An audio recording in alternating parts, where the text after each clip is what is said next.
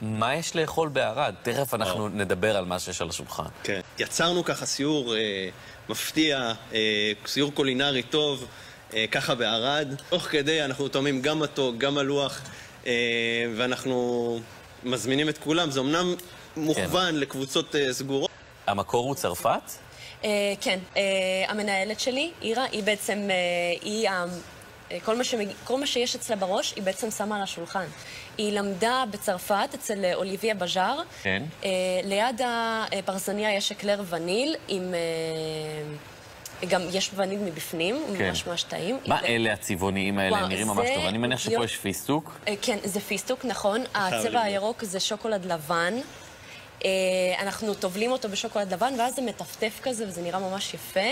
זה עם קראנץ' בפנים גם, ועם קונפיטור דובדבן.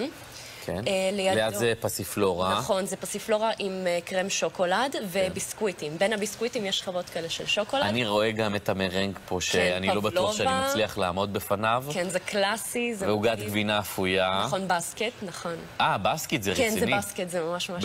בהגדרה, מסן סבסטיאן כזה? נכון, בדיוק. ומה זה? זה נפוליאון, זה קרם שלי. וואו. כן.